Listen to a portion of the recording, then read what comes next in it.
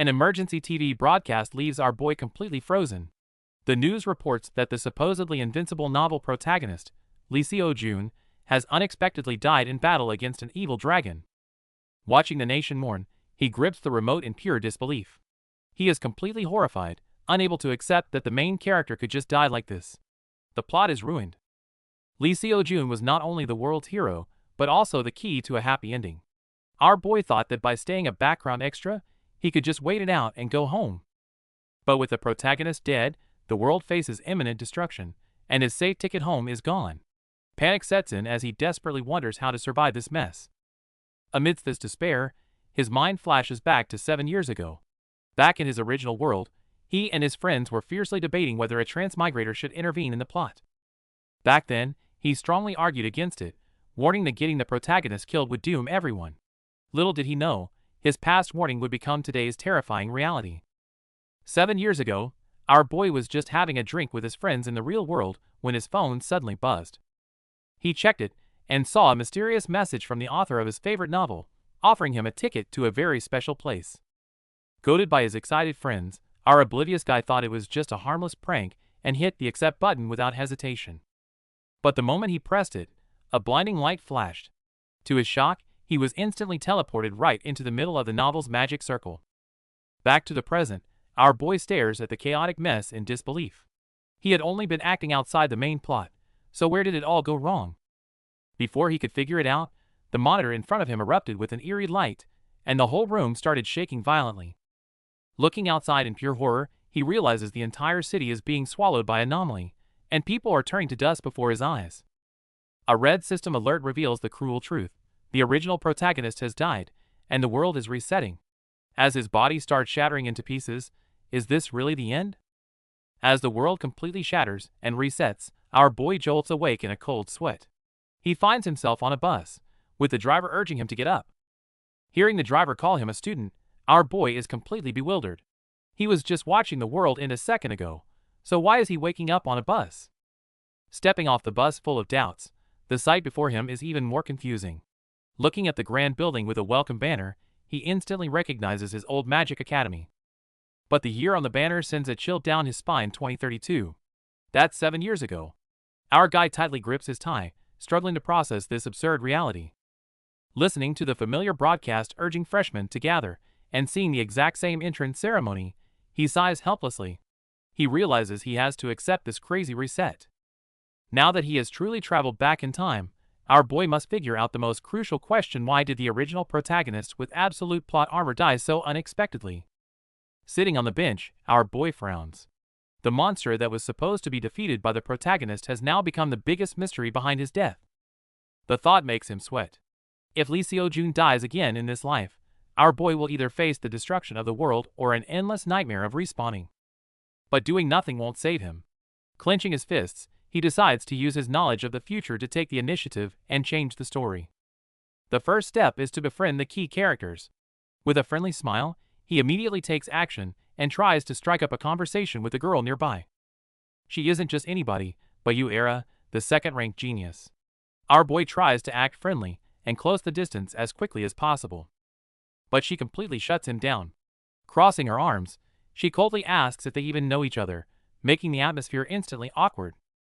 Completely rejected, our boy awkwardly looks away with a forced smile. It seems befriending these aloof geniuses is going to be way harder than he thought. Just as the awkwardness peaks, the broadcast announces the start of the ceremony, inviting the freshman representatives to the stage for their oaths. As the freshman representatives step onto the stage, the crowd buzzes with excitement. Everyone's eyes are glued to the incredibly talented Lee Seo-jun.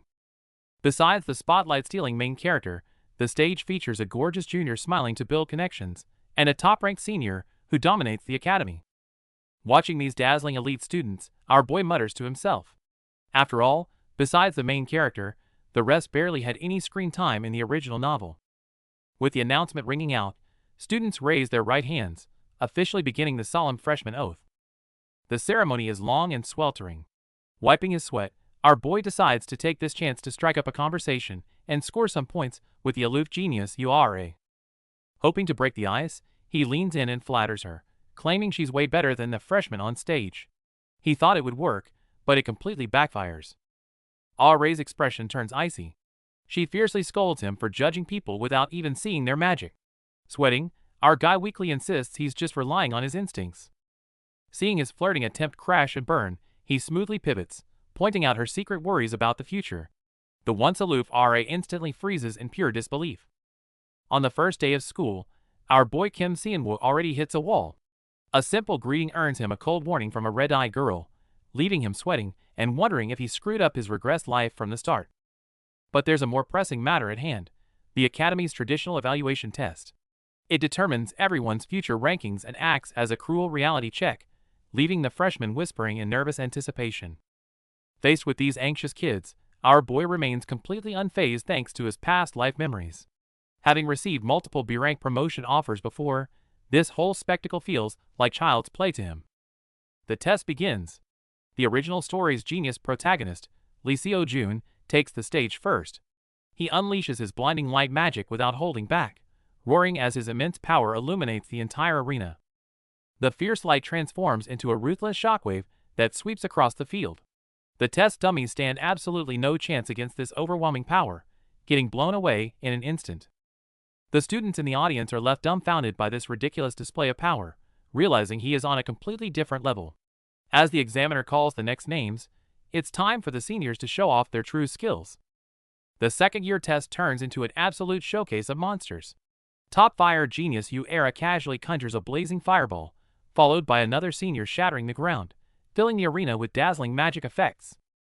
Even though everyone was blown away by Lee Seo-joon's monstrous display, the seniors' hardcore skills still command immense respect. The freshmen are completely mesmerized, gasping in awe at the spectacle. While the crowd is still marveling at the geniuses, a sharp sword slash suddenly strikes across another testing ground. Seeing all these hidden experts, our boy knows the tough battle to save the world has only just begun. With a deafening crash, the original protagonist Lee Seo-joon obliterates the targets with a devastating strike, proving once again why he's the top genius. Soon enough, it's finally our boy Seonwoo's turn. To survive in an academy full of monsters, he's already planned out the perfect script to play the weakling. Seeing him step up empty-handed, the observing teachers aren't impressed. According to their records, he's just an invisible, bottom-tier student who can't even figure out his magic path. Seonwoo calmly raises his hands and begins gathering mana. The teachers initially brush it off, but as the dazzling blue orb takes shape, they quickly realize something is off. This isn't ordinary manifestation magic, it's a high-level mana compression technique. His flawless control leaves the Academy's top talents and teachers completely dumbfounded. In the next second, a furious pillar of blue light erupts into the sky, unleashing an overwhelming force that completely vaporizes the targets in an instant. But the epic moment doesn't last. Seonwoo suddenly collapses on stage. The clueless audience bursts into laughter, assuming he just passed out from forcing a spell beyond his limits. In reality, our boy isn't faking it, he's lying there sweating bullets, realizing he's in trouble. Before he can figure out what went wrong, a sudden barrage of system notifications frantically floods his vision. Back in his room, our boy is totally confused as the system window pops up earlier than expected, wondering what triggered the change. After a quick thought, it hits him. With a series of chimes, his exclusive privileges unlock, showering him with a massive wave of achievement rewards. It turns out his wild stunt earlier didn't just make him famous, but also caught the eye of the main protagonist, earning him crazy points. Looking at his newly acquired wealth, our guy smiles. With this funding, he can now buy all sorts of overpowered skills and items from the exclusive shop. Even though his mana slip-up made him look like a fool, the sheer amount of points he got makes the embarrassing clown title totally worth it. Brushing off the slight annoyance, our boy immediately opens his stat window, ready to see exactly how strong his foundation really is right now. Seeing his system panel, our boy breaks into a cold sweat. All his hard-earned stats have been completely reset to 0. How is he supposed to survive now? But he quickly calms down, realizing this second life lets him reallocate his stats. To use those flashy skills, he confidently decides to max out his mana. Suddenly, the system pings that hundreds of people remember his face, rewarding him with massive points. He realizes even his embarrassing moments can be milked for system rewards. Looking at the free points, he is absolutely ecstatic. But beneath the excitement, he wonders how do so many people know a background character like him. He checks the Academy forum and discovers his disastrous test video has gone completely viral. It's incredibly embarrassing, but the sweet points make it totally worth it. Since his reputation is already ruined, our boy decides to lean into it. To farm even more points, he intentionally fuels the online fire to grab everyone's attention. The next day at school, he instantly becomes the center of attention. Despite the mocking stares, he isn't ashamed at all, he's just busy enjoying the endless stream of points. However, just as he's enjoying the perks of his newfound infamy, a crisp footstep approaches. The sight of this new arrival instantly wipes the smirk right off his face. The moment our boy steps into the classroom, he becomes the center of attention.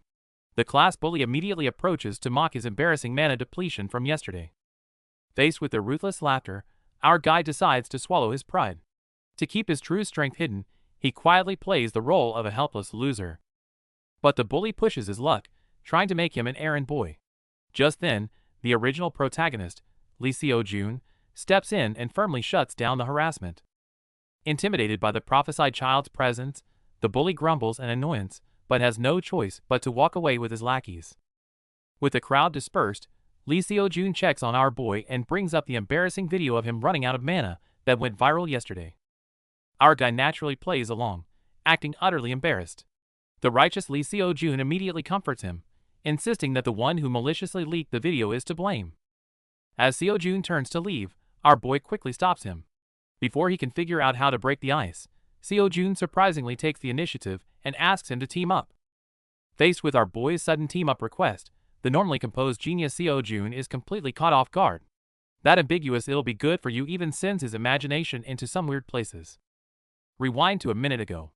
To secure an advantage in the upcoming dungeon class, our boy directly approaches Seo-jun, the strongest student, pitching his carefully prepared proposal. Coming from the school's dead last student, the proposal sounds absolutely absurd. Yet, instead of refusing, Seo-jun quickly regains his composure, amused and ready to hear him out. Our boy proudly states his first reason: exploiting the school's grading system. The top student carrying the dead last will yield a massive score multiplier. Seo-jun nods, acknowledging the flawless logic. On to the second point. Their rival has already teamed up with low rankers, so Seo-jun must adopt the same strategy to keep his lead. As Seo-jun agrees, our boy suddenly drops an unexpected third reason. The third reason is me. For a last place student, I'm actually pretty decent. Seeing our boy's shameless confidence, Seo-jun bursts into laughter. Won over by his sheer audacity, the genius agrees to the alliance. Our boy seizes the chance and insists on handpicking the rest of their team. Surprisingly, Lee Seo-jun finds this amusing and takes a deep interest in him, earning our guy a sweet bonus of 2,000 system points. The scene shifts to a magic history class. The teacher goes on and on about the origins and branches of magic from the 14th century, while most students are already dozing off. However, when the teacher throws out a tough question about the collapse of the magic system, our boy instantly raises his hand. He delivers a flawless answer, earning high praise from the teacher. Thanks to his system perk, all theoretical knowledge is automatically decoded for him. His classmates are left utterly dumbfounded by his furious note-taking, jokingly calling him a male Hermione. The long lecture finally ends, bringing the much-awaited lunch break. Just as our boy is heading out to eat, Lee Seo-jun approaches him and suggests they grab lunch together as new teammates. They grab their loaded trays and look for an empty seat, only to hear someone enthusiastically waving and calling out. Lee Seo-jun looks over and recognizes his old acquaintance, Shin Young-jun. Shin Young-jun nervously explains the harsh rule that penalizes teams with too many top rankers. He then turns his curious gaze toward our boy to confirm the identity of this rumored new teammate, setting the stage for an eventful partnership. In the cafeteria, rumors about our boy are already spreading like wildfire. Hearing he's hitting the dungeon the day after tomorrow, the gossip mill goes into overdrive. His friend doesn't get it. If our boy is already strong, why get mixed up in this mess? Our guy just shakes his head. He knows era recruiting bottom rankers means there's a deeper scheme at play. Just as everyone focuses on their food, a sudden gasp ripples through the crowd. The twin-tailed girl who posted on the school forum gets recognized, and the sudden spotlight leaves her dying of embarrassment. Watching from a distance, era's curiosity about our guy only deepens. Soon after, the scene cuts to the arena for their practical magic class. During practical training, our boy plays it safe, deciding to only use the exact amount of mana he can flawlessly control. He methodically manifests, projects, and hits the target with precision. The impact isn't flashy, but it's enough to make his classmates reconsider whispering that he isn't as useless as rumors claim. Catching their gossip, our guy simply adjusts his gear with a calm smile. Back in his room, he meditates and recalls a harsh lesson from before his regression. He used to blindly buy stats with points, unaware that the costs would skyrocket exponentially and leave him broke. Looking through the system interface, our boy strategically plans ahead and secures a high-tier trait that allows him to absorb natural mana. Paired with a wristwatch that massively boosts his recovery, his starting build in this life is completely stacked, even if it cost him some old skills. Just as he's feeling good, his usually silent phone buzzes. To his absolute shock, he's been dragged into a random study group chat. Scanning the unfamiliar names, our guy quickly analyzes the situation. Aside from Yunheung, who becomes a big deal later, the rest are total nobodies. The group leader eagerly asks everyone to share their skills. But when our boy admits his elementless status, the immediate roasting almost makes him crush his phone. During combat practice, the students decide to build their formation around the genius Seojun. But before they can even finish planning, Seojun unleashes a massive burst of mana that literally blows everyone away. The purple shirt teacher patiently guides the rest of the class. With just a few pointers, a struggling student immediately grasps how to properly project her fire magic. Seojun follows up with another jaw-dropping display of power. Seeing the shattered ground in golden light, everyone is left speechless. Even the teacher admits the kid is an absolute natural. However, with her sharp eyes, the teacher notices that while Seojun has raw talent, his mana control is still quite rough. Suddenly, a blinding flash of blue light from the other side catches her entirely off guard. And the one who shocked her is none other than our boy. She remembers how he used to struggle with basic spells, yet now he's pulling off flawless projection with minimal mana. His growth is insane. Watching him cleanly project his mana, the teacher smiles with approval. Overcoming his own weaknesses so quickly takes more than just talent. With that, she officially wraps up today's special training session. The exhausted students start heading off to rest. Just as our boy is about to slip away into the crowd, the teacher suddenly calls his name. She gets straight to the point, asking about his recent mana training routine. Under her piercing gaze, can our guy, who's been trying so hard to hide his true strength, actually talk his way out of this one? Our boy is slightly nervous as the perceptive teacher points out his low mana reserves. She reminds him there are no shortcuts, and he quickly plays the part of an eager student. Seeing his earnest attitude, the teacher offers him a bracelet that aids mana recovery. Our guy pretends to be hesitant and surprised, but he's definitely thrilled inside. The teacher assures him it's just a cheap F-rank item, so he finally accepts it. Walking down the path after class, he pleasantly reflects on this unexpected loot. His good mood doesn't last long, as the arrogant genius Yahello blocks his path. Our boy is confused, wondering why she's talking to him after specifically telling him to stay away before. Ignoring his confusion, Era summons a fireball and aggressively accuses him of clinging to top students. She confidently declares that first place is hers, telling him to stop dreaming. Leaving behind her bold declaration, Era walks away, leaving our boy sighing at her oversensitivity. Soon enough, Thursday morning rolls around. Sprinting all the way, our boy barely makes it to the gathering spot on time. The newly formed squad finally gathers for their upcoming practical mission. The teammates pump their fists and cheer each other on for the semester. However, someone in the group starts to notice that their team composition seems a little bit too weird. As the practical test approaches, some random students are already mocking our boy, calling him a deadweight trying to ride the genius Seojun's coattails.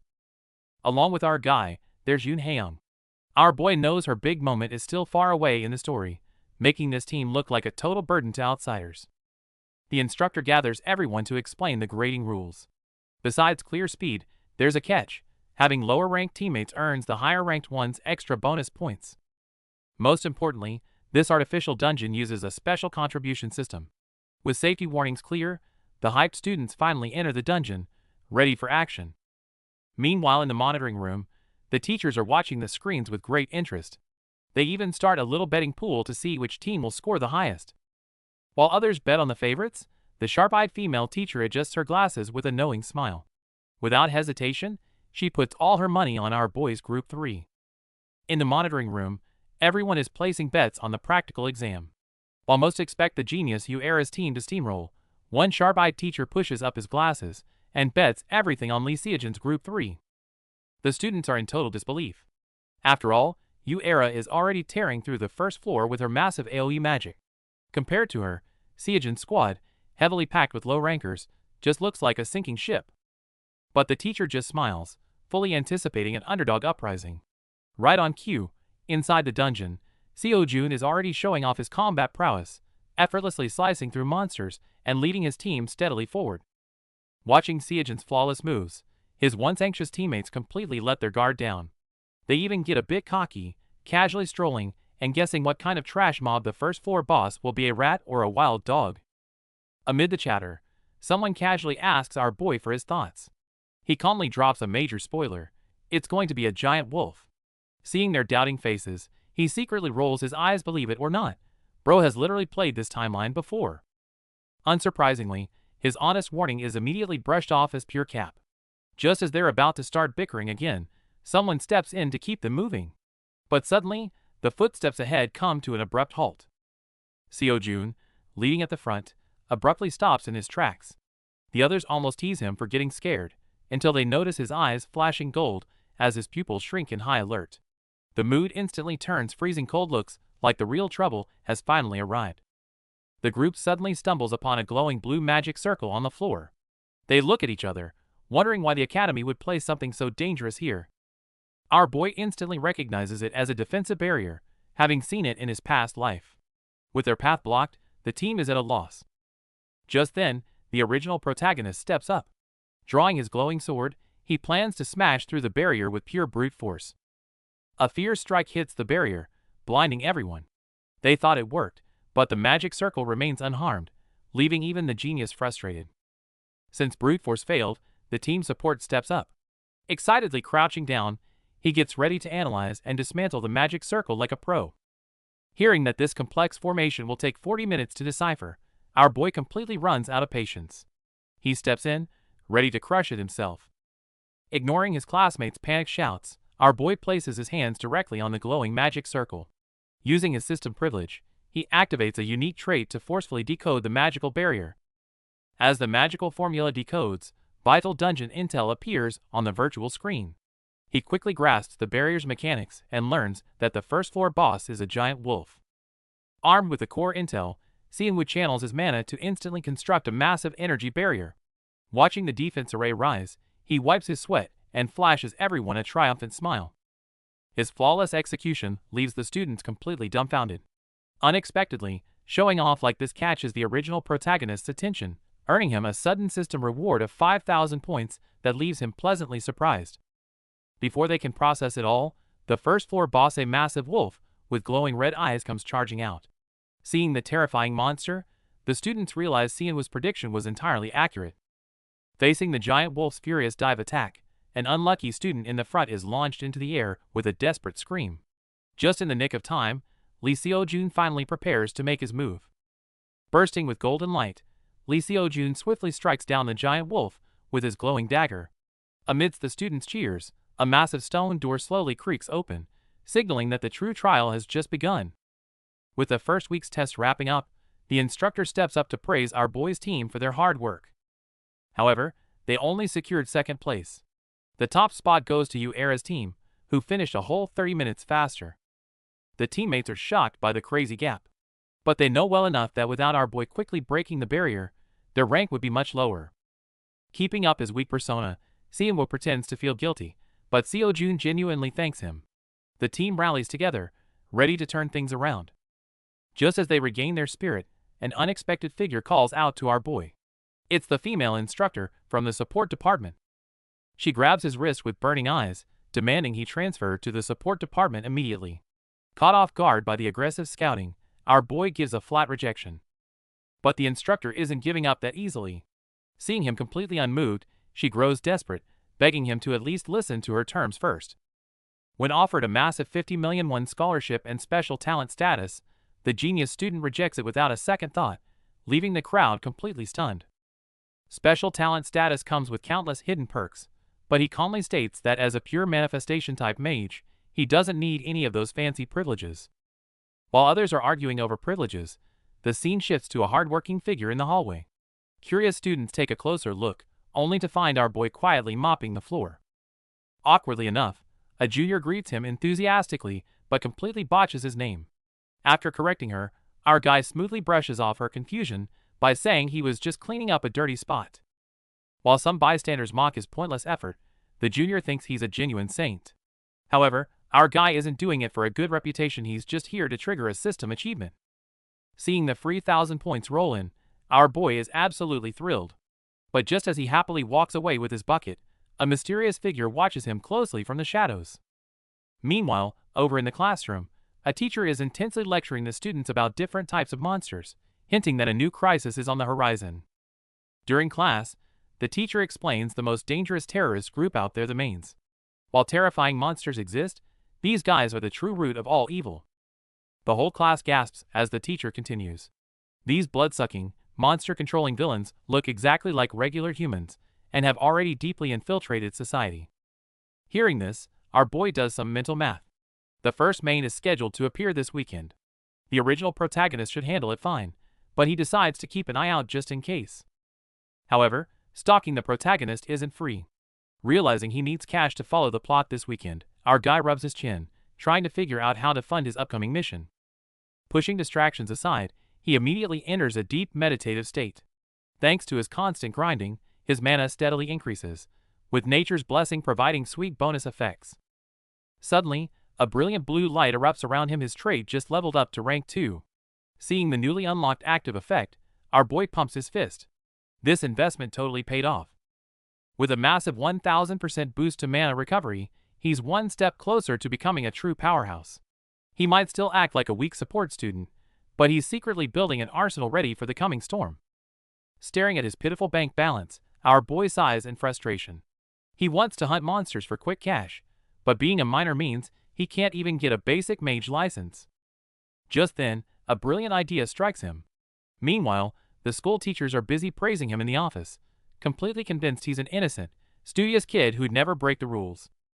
Little do they know, our guy is busy exploiting the system. If he can't do it as a student, he'll just change his identity. He confidently opens the shop and drops 10,000 points on a disguise skill. Bathed in a bright green light, he quickly masters his new ability. Fast forward to Saturday morning, our boy heads straight into the busy hall of the Mage Association.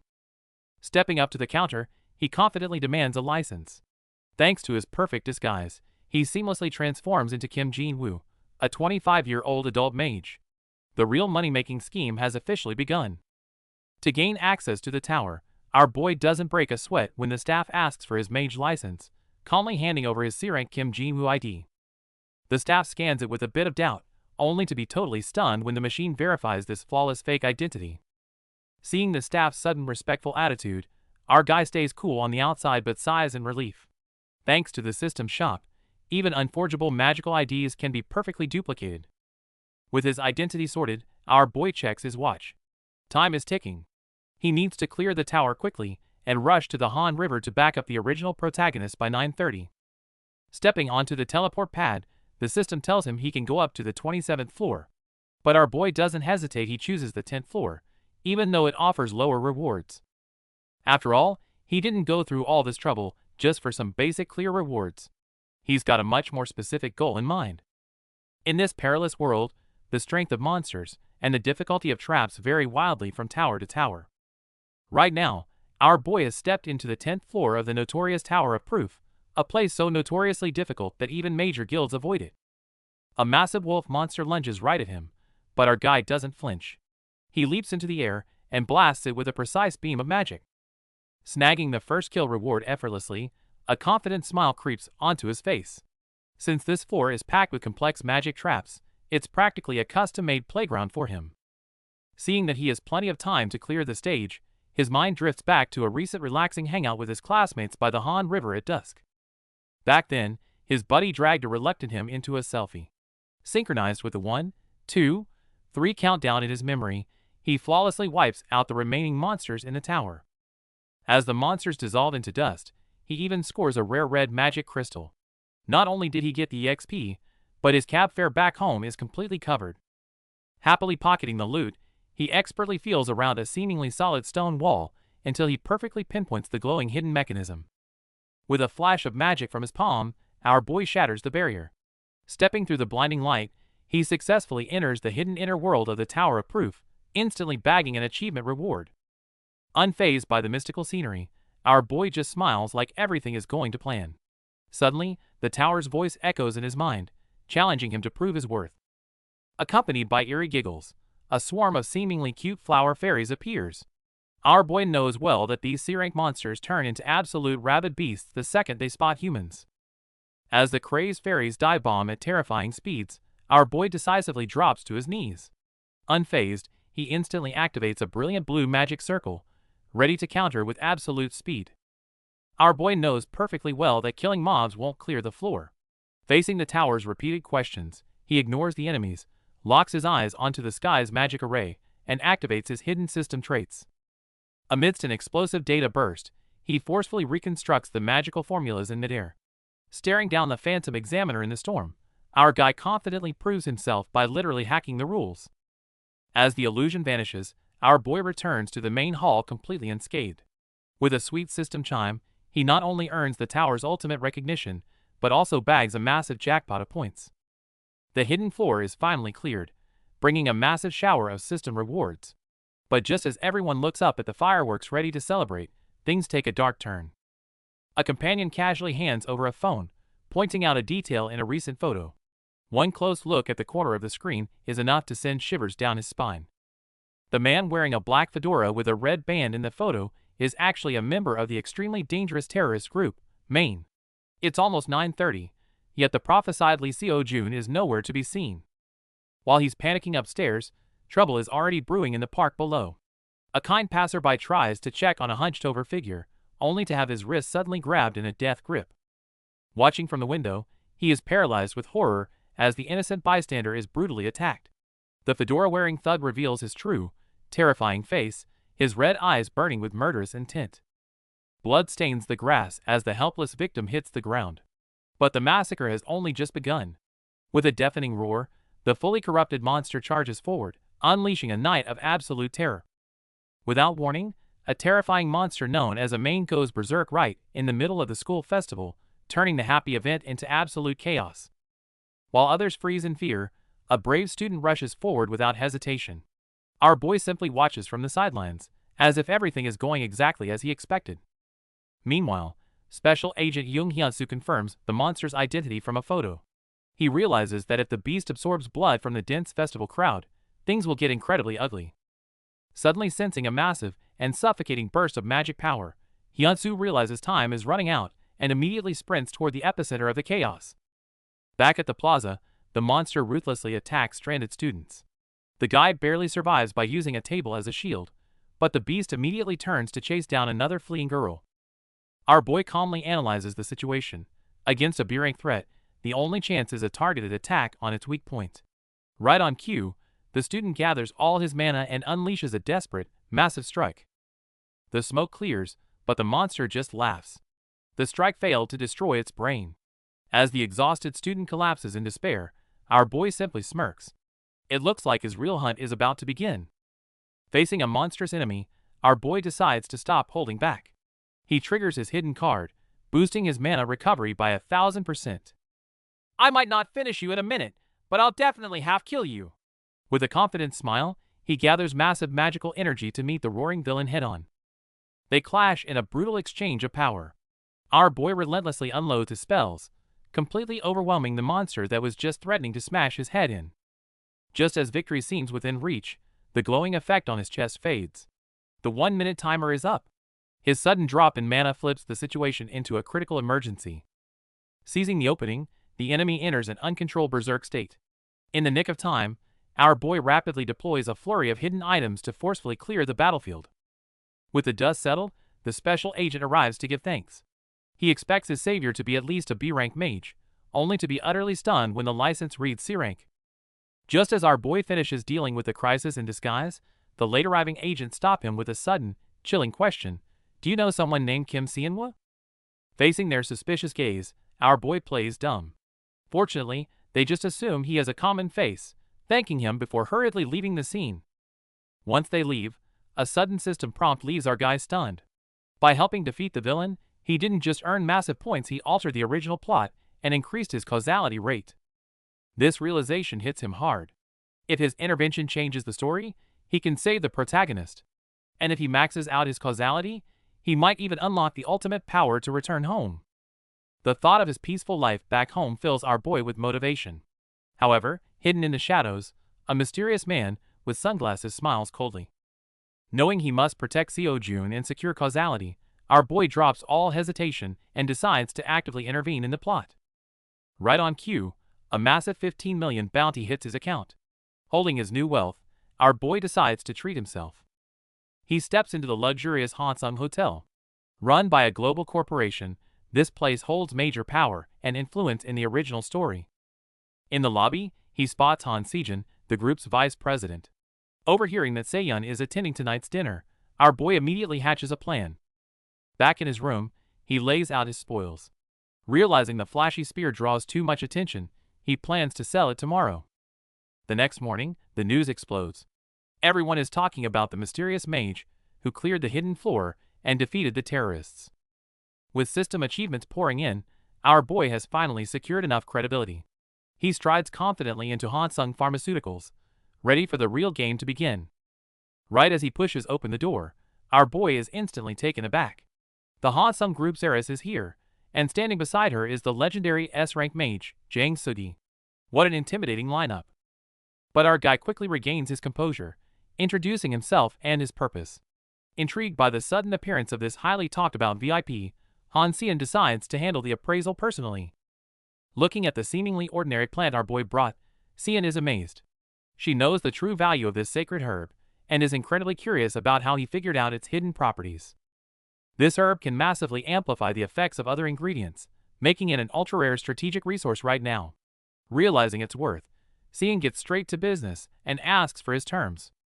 Our boy holds up 5 fingers without hesitation, demanding a 500 million upfront payment plus shares in Hansung Pharma. The sheer audacity of his request leaves the wealthy heiress momentarily stunned.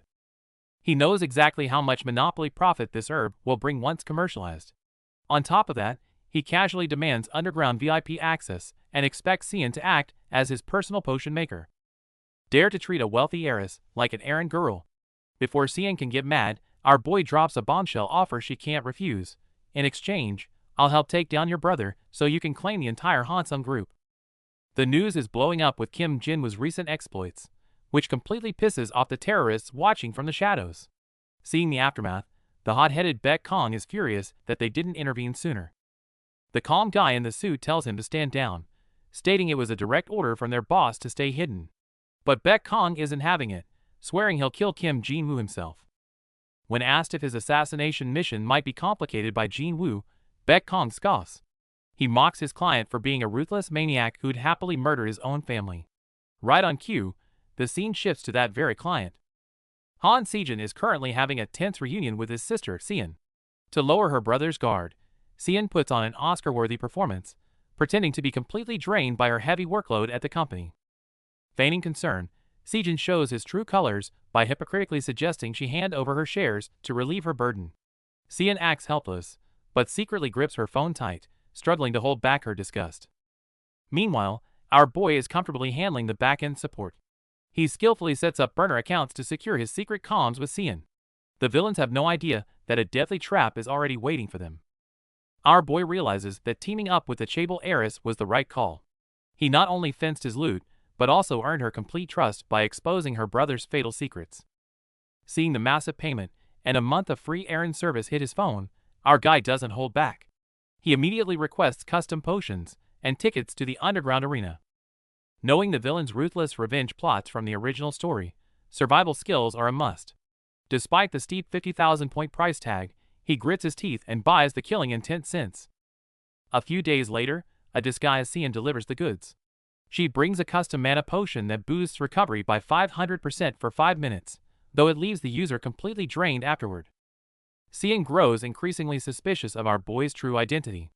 Following his intel, she is horrified to discover that her brother is actually murdering people and colluding with monster factions. Our boy knows perfectly well that this is just standard villain behavior from the novel. To hide his future knowledge, he brushes her off by jokingly demanding corporate shares. As for the crucial underground arena ticket, it turns out to be strictly non-transferable. Our guy has no choice but to tag along as Sejun's companion for the next phase of his plan. Our boy decides to risk all their funds at the underground arena, making his associate completely freak out over this insane gamble. Even the system warns him about losing his allies' trust. Unfazed, he puts on his signature rabbit mask, ready to prove everyone wrong with a massive win. Entering the underground arena, masked guards immediately bow to him. Thanks to his exclusive wristband, he is treated as a highly honored VIP guest. Suddenly, a figure emerging from the corridor puts him on high alert. The man in the red demon mask is none other than Ha-Ryong, an S-rank villain. Realizing this dangerous man is actually the arena's host, our boy wisely keeps a low profile, silently walking past him to avoid any unwanted trouble. The crowd's roar hits them as they enter. His companion explains that the massive hype tonight is all because of the reigning champion, who hasn't lost in 3 years. Since everyone bets on the champion, the payout is terribly low. With a confident smirk, our boy drops a staggering 530 million on the underdog, setting the stage for a crazy upset. The arena staff are completely shocked. Someone just dropped a massive 530 million bet on a rookie making their debut, making the bookies question if the buyer is completely crazy. The executives soon realize the crazy bet came from the mysterious VIP in the rabbit mask. To them, it's just some eccentric rich guy throwing away pocket change for fun. Meanwhile, word of our boy showing up at the arena with Han Xian reaches his enemies.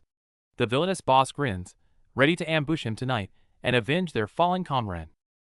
Back in the arena, the brutal first match kicks off. The seemingly fierce muscular fighter is completely overpowered by his opponent's polearm and unexpectedly drops to his knees begging for mercy. As the announcer declares the winner, the entire audience erupts in anger. Gamblers who bet their life savings on the loser are left furious, cursing out the cowardly fighter. Watching the chaotic crowd, it's clear just how ruthless this underground arena really is.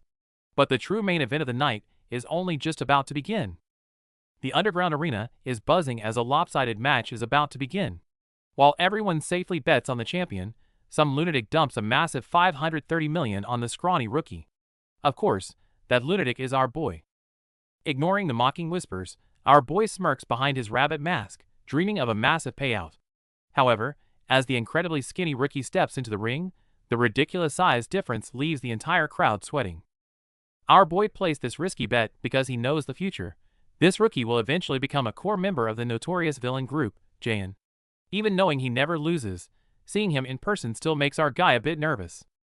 The match begins, and the reigning champion doesn't hold back at all. Roaring with explosive energy, the muscle-bound giant charges forward like a wild beast, determined to crush the rookie in a single strike. With a deafening crash, the explosive shockwave rips up the arena floor, sending debris flying everywhere.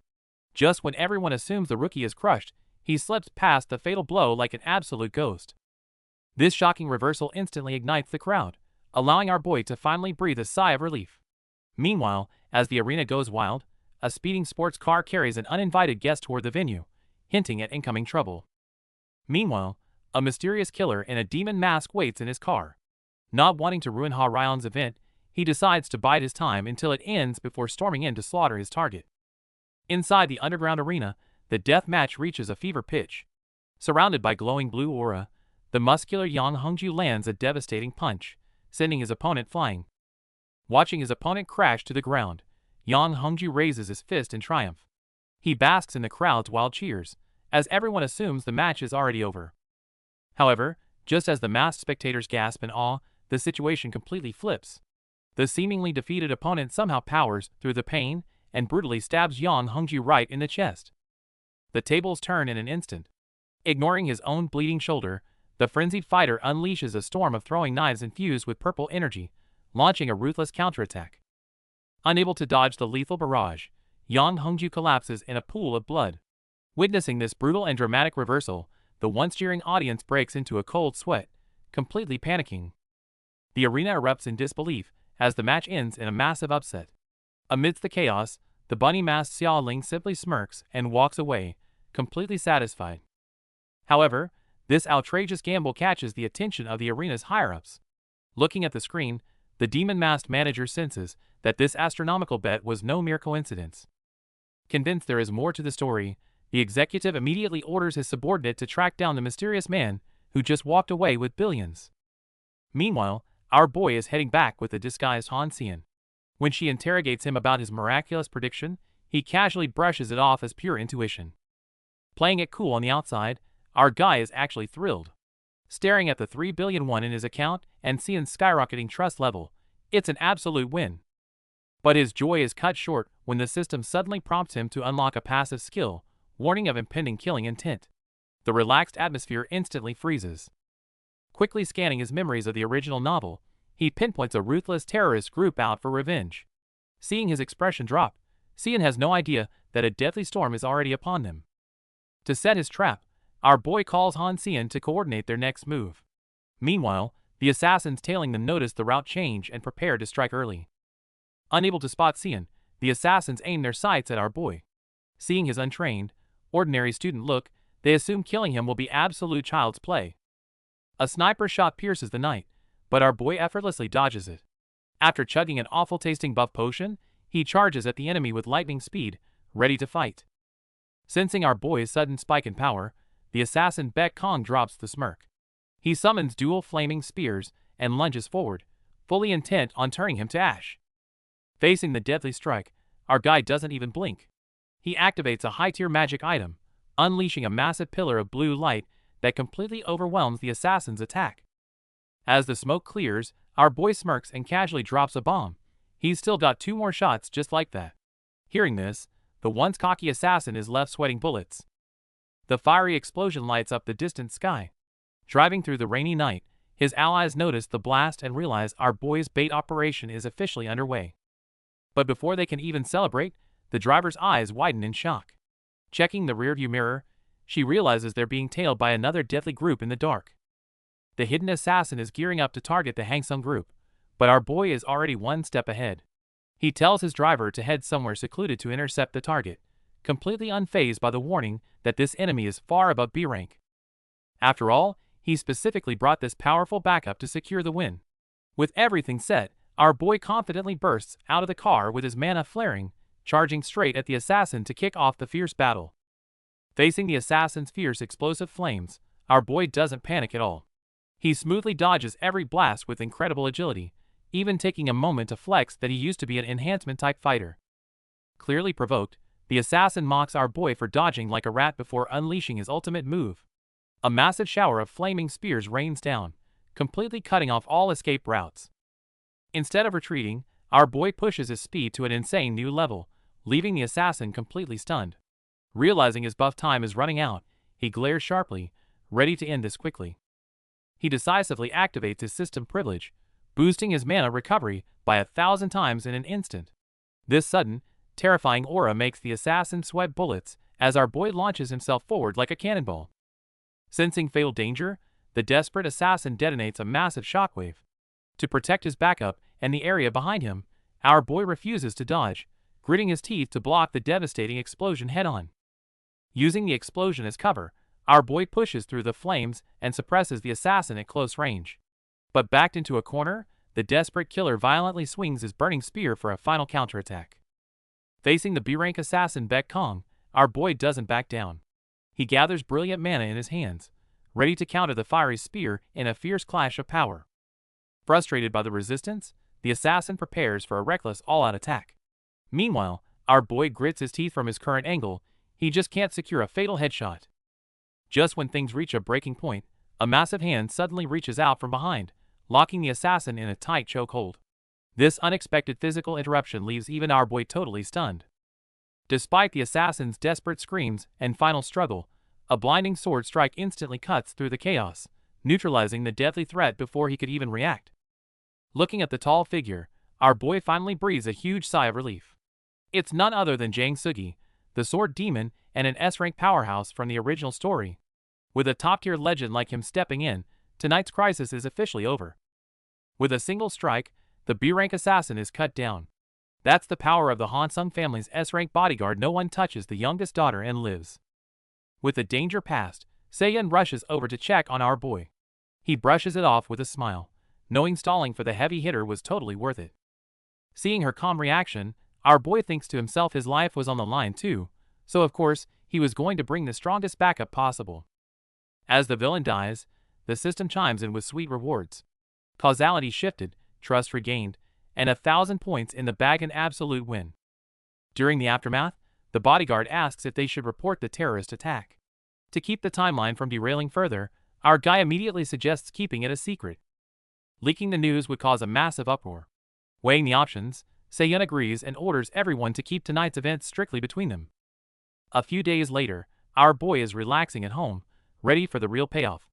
As thanks for saving her, Seyun fed him top-secret info about Hansung Pharma's revolutionary new potion. He had gone all in on their stock for this exact moment. As the clock strikes 9 and the market opens, the skyrocketing charts leave our guy absolutely thrilled. Remembering his past life of endless dungeon grinding just to stay broke, our boy finds it bittersweet how easily he makes a fortune from bed now. Suddenly, his phone rings. It's Han Seyun, inviting him to lunch tomorrow and teasing a mysterious gift she prepared for him. The next day, they meet at a cafe. Thanks to our boy's crucial intel, Hansung Pharma stock skyrocketed, making Seyun a massive profit. Making 3 billion in a single day is just a small token of thanks to her. She quickly shifts the topic to the mysterious hitman from their previous encounter. Digging into the hitman's past revealed a chilling truth. The mastermind who hired him and repeatedly tried to kill her is none other than her own brother, Han Sejun. Our boy already knew about Sejun's dirty deals, but stays cool, noting that simple intel isn't a real reward. Seyun immediately slides over a black box to show her true sincerity.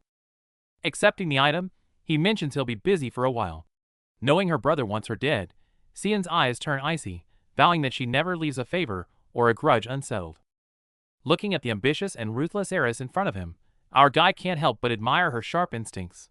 Having such a fierce ally definitely makes things a lot easier. The arena staff not only treats our boy with utmost respect but also hands him a special gift. It turns out to be a highly durable B-rank mana alloy bracelet. Just as he's admiring his new gear, a system prompt catches him off guard. The arena's boss, Ha Ryong, is curious about him, instantly rewarding him with 1,500 points. Meanwhile, the villain Qianhe bows deeply in Ha Ryong's office. Before discussing the 10 Demons Council, he requests to ask about a personal matter first. Qianhe's comrades were recently killed, and the clues point directly to a man named Kim Jin-woo. He brings up the subject, asking if Ha Ryong recognizes the name.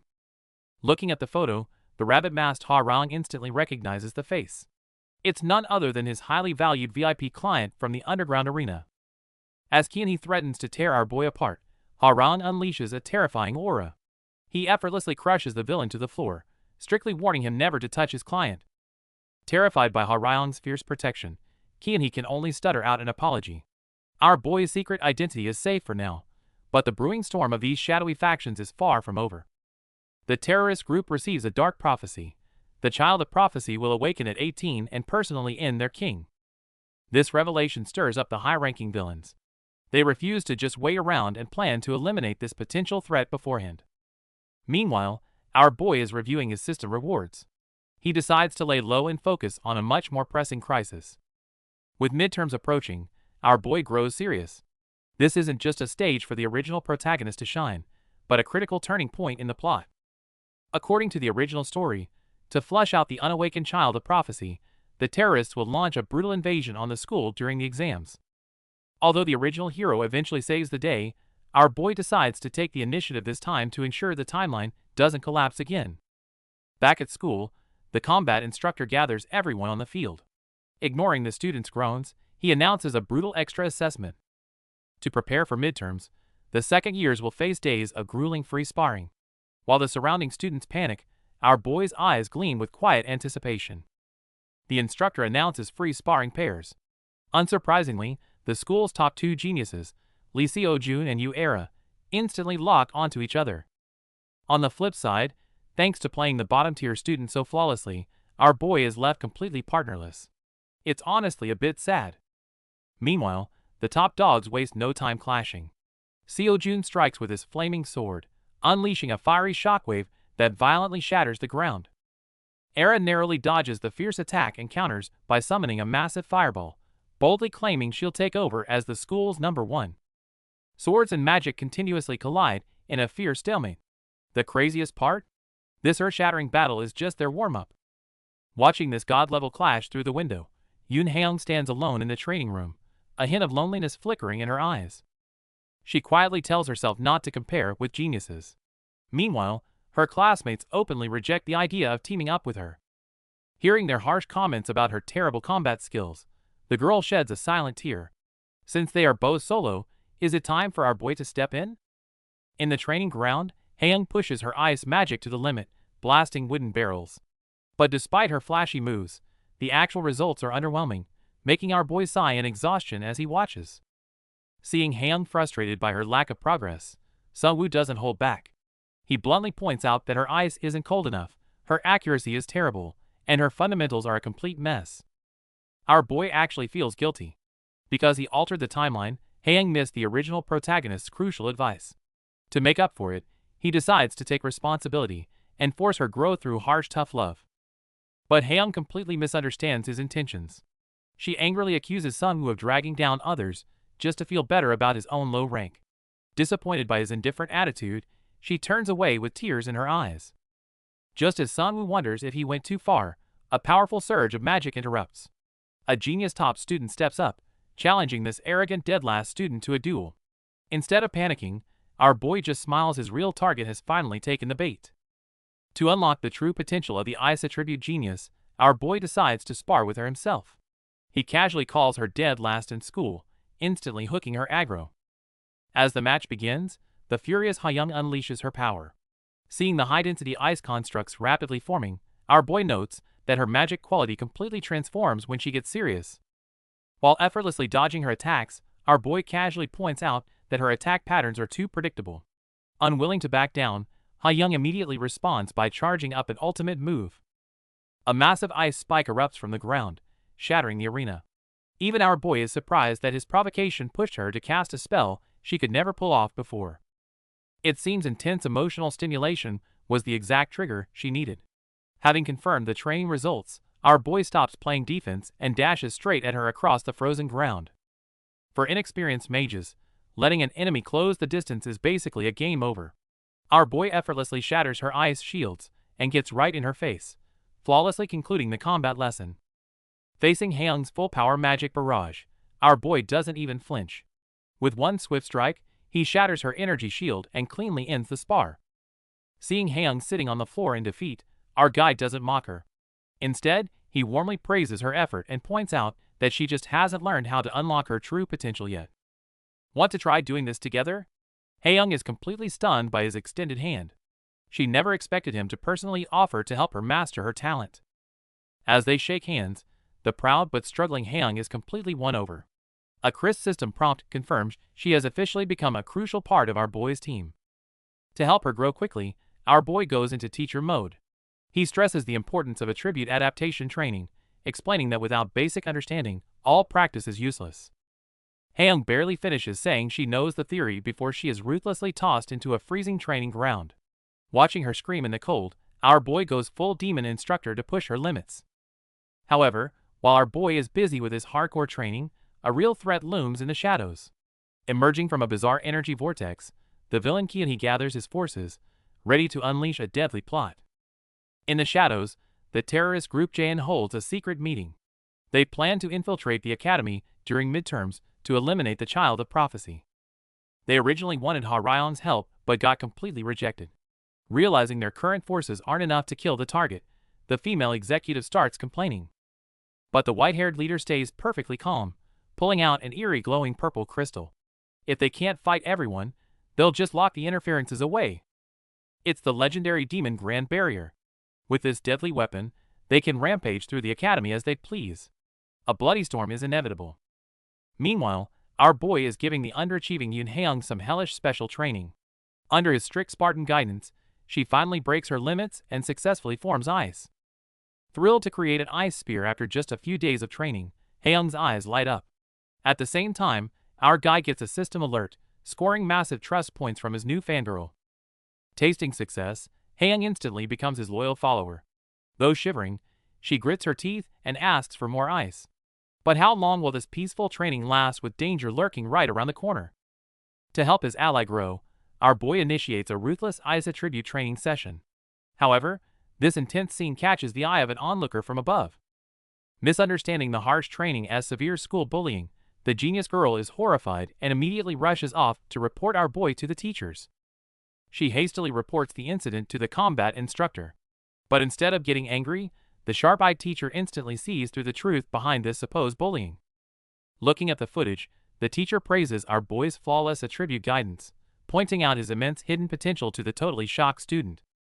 Yet, the teacher notes that despite his secret talents, he remains ranked dead last. To force out his true skills, she decides to spice things up for his upcoming exams. As the teacher eagerly anticipates the midterms, our boy suddenly breaks into a cold sweat. His sharp intuition tells him he's definitely been targeted. Knowing trouble is brewing, he quickly opens the system shop. He sets his sights on a rare subspace pocket, ready to stock up his trump cards for the incoming storm. Staring at the tempting system shop, our boy realizes he is completely broke. To scrape together over 10,000 points in just 5 days, he needs a surefire plan.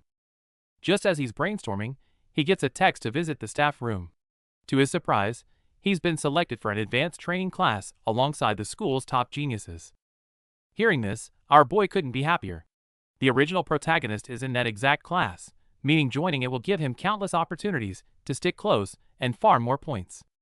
But the blonde top student instantly throws a fit. He can't stand being grouped with a dead last loser, and even tries to drag the genius girl Yahello into his protest. However, Era isn't having any of it.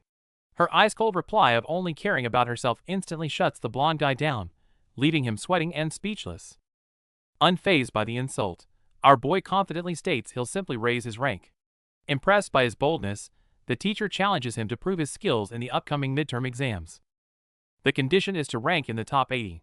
While that sounds impossible for a so-called loser, our boy remains perfectly calm, knowing everything is going exactly according to his plan. Soon enough, the midterm combat exam begins. The challenge is to fight massive orcs, which can be instantly killed if students hit the random crystal weak points hidden inside their bodies. While most students struggle just to survive the monster's relentless attacks, for the true top-tier geniuses, this exam is nothing more than a flashy, one-sided slaughter. The crowd goes wild for the original protagonist Lee Seo-joon and Yahello. Their flawless teamwork is carrying them straight to the top ranks. When it's our boy's turn, the mood completely shifts.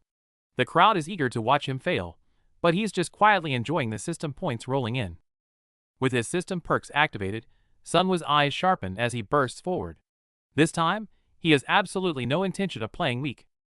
Facing the giant beast's relentless attacks, he dodges smoothly while gathering a blinding sphere of mana, ready to teach it a harsh lesson. His flashy performance earns him massive points and a new achievement. But his smile quickly fades when he realizes the timeline has fallen completely out of sync with the original plot. Realizing his meddling triggered a dangerous butterfly effect, our boy starts sweating bullets. He hastily brushes off his partner's concerns, but the real unpredictable challenges are just beginning. With the practical exam over, our boy stands in the shadows, trying to figure out how much his interventions have derailed the original plotline. Nearby, the original protagonist Lee Seo-joon is swarmed by guild scouts and screaming fans. The insane crowd makes it look like a superstar's fan meeting. Sweating from the overwhelming attention, Seo-joon tries to politely decline by saying he's underage. But the scouts completely ignore him and practically shove their business cards right into his face. Just as Seo-joon struggles to escape, someone loudly informs our boy that a teacher is looking for him. The moment their eyes meet, Seo-joon instantly spots his perfect excuse to bolt. Taking the perfect out, Seo-joon shouts that he can't keep the teacher waiting and runs off like his life depends on it, leaving the disappointed scout sighing in regret. While the comedy wraps up here, elite agents from the Special Task Force are quietly watching from the shadows, highly praising the incredible strength Seo-joon just displayed. Up in the stands, the Task Force scouts are watching closely. They came for the original protagonist, but our boy's unbelievable combat skills just stole the spotlight. It's impossible for a normal student to have that kind of blood-soaked battle intuition. His flawless magic control has definitely put him on their radar. Meanwhile, to dodge those very scouts, our boy leads Seo-joon up to the high bleachers. He claims it's just to preview the senior exams, but he has an ulterior motive. Based on his past life memories, terrorists are about to strike with an insider's help. He sidelines Seo-joon here to keep him safe while he hunts down the villains alone. Seeing the timeline is still intact gives him a moment of relief. But just as the matches begin, the villains receive the insider's signal, and a deadly trap is officially sprung. Meanwhile, lurking in the shadows, the villains are plotting a massive disaster. They've hidden monster summoning circles all over the school and prepared a bloodthirsty beast to wreak havoc. With the glowing crystal activated, the villain leader Kianhee makes his chilling declaration. The ruthless hunt for the Child of Prophecy has officially begun. Back in the midterm arena, the fierce matches continue. Faced with the seniors' overwhelming fire magic, even the formidable Park Mini has no choice but to surrender. Up in the stands, the original protagonist Lee Seo-jun is absolutely thrilled, completely mesmerized by the sharp and explosive combat skills of the upperclassmen. But our boy isn't paying attention to the matches at all. He's been anxiously scanning the crowd for Kianhee, only to quickly play it off with a joke when Seo-jun catches him looking around. Seo-jun, having witnessed our guy dominating his own exam earlier, is incredibly curious about his explosive growth. But just as he asks about his secret training, chaos erupts. A sinister purple energy suddenly engulfs the entire arena, causing students to collapse in agony. Our boy breaks into a cold sweat. This unpredictable attack never happened in his past life. Suddenly, a massive purple energy barrier descends, completely sealing off the hall. Our boy is caught totally off guard because in his past life's memories, this terrifying attack never happened. The butterfly effect is real. As the barrier fully forms, the once peaceful campus descends into panic. Faced with this bizarre anomaly, the students are completely clueless about the nightmare that's about to unfold. Just then, a mysterious briefcase planted in the corner sparks with violent energy. Acting as a beacon, it tears open a massive, unstable spatial portal right in the middle of the grounds. Before anyone can process the danger, hordes of terrifying abyss monsters swarm out of the portal. Sirens blare as defenseless students scatter in pure terror. This is clearly a premeditated strike, effectively locking out all the combat-ready teachers. Just as the monsters prepare to slaughter, undercover task force agents draw their blades, instantly slicing the beasts down. Seeing the elite agents step up, the terrified students finally grasp a glimmer of hope. But our boy's instincts kick in. The task force being here right now is no coincidence. Are they onto him? Meanwhile, the teachers stuck outside are frantically trying to break in. But without enough high-ranking support mages, tearing down this impenetrable shield will take at least 30 agonizing minutes. That means everyone inside has to rely on just 2 agents to survive the next half hour. But knowing the true horrors of this barrier, our boy knows that's impossible. The real nightmare has just begun. The villains deploy a highly complex barrier, trapping everyone inside. Fortunately, an A-rank support mage happens to be nearby and immediately steps up to break it. Our boy spots the traitor's scheme but stays quiet to avoid causing panic, watching as the mages inside and outside collaborate to dismantle the magic circle. While the other students naively believe they're safe, our boy senses something off. He tests the formation and exposes the barrier's most insidious mechanism. Trying to unlock it only triggers a second mechanism that reinforces the barrier. Realizing his trap is exposed, the hidden villain releases monsters to create a distraction. A horde of brutal green monsters invades the barrier. Just as a giant beast is about to tear a student apart, a glowing red sword instantly pierces its skull. A powerful ally arrives just in time. After quickly grasping the barrier situation, he wastes no time, charging straight into the monster horde to clean house. Meanwhile, the task force is locked in a fierce battle. Even elite agents are struggling against the endless swarm of abyss monsters. Despite the odds, they vow to protect the girl behind them. However, a mysterious smile creeps onto this seemingly fragile girl's face. The camera cuts to our boy leading Seo-jun to the deserted backyard. He points out that the mage supposedly breaking the barrier is actually a mole reinforcing it. Seo-jun frantically wants to expose the truth, but our boy stops him. Without proof, they must let their actions speak to turn the tide. Our boy suggests a brilliant plan. He will break the barrier in secret, while the genius Seo-jun takes charge at the front line to convince everyone. Seo-jun immediately draws his sword to stand guard.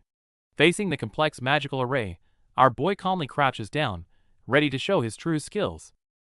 Placing his hands on the array, our boy unleashes massive mana. In a blinding flash, the demonic barrier that baffled everyone shatters, like fragile glass. Seo-jun is stunned as our guy casually brushes it off as nothing. Waving his hand, he urges the young genius to hurry and play the savior. Before leaving, Seo-jun can't help but look back. He simply cannot understand why someone with such insane power insists on hiding in the shadows. Meanwhile, the mole mage at the front gate completely loses his mind. He cannot fathom who on earth just brute-forced his double-layered ultimate defense. With the crisis in the exam grounds not fully resolved, The academy teachers and support forces quickly team up to launch a devastating sweep of the remaining monsters. Accompanied by deafening explosions and thunderous lightning, hordes of monsters are instantly wiped out by the overwhelming bombardment of the top mages. The battle takes a pause, and the group regroups over the ruins. The team captain looks grim, stating their top priority is to immediately track down the mastermind behind this chaos. Just as the dust settles, a red-haired teacher suddenly loses it. She points at the silver-haired woman who helped break the barrier, convinced her strange actions prove she's a terrorist spy. Unfazed by the heavy accusation, the silver-haired woman grabs the accuser's chin and ruthlessly mocks her, bluntly stating that her poor skills forced the breaking process to slow down. Seeing the situation about to spiral, the genius protagonist Lee Seo-jun steps up. He uses his understanding of the barrier to clear the woman's name and earnestly asks everyone to keep it a secret. Although the child of prophecy vouches for her, the agents on site still sense something fishy. Is there really such a top-tier support mage? A secret investigation is about to quietly unfold. With the battle turning against them, the villains panic. Following their leader's command, a desperate A-rank assassin erupts in red energy and launches a suicidal charge. But he clearly picked the wrong opponent. Facing the lethal strike, our boy meets the attack head-on.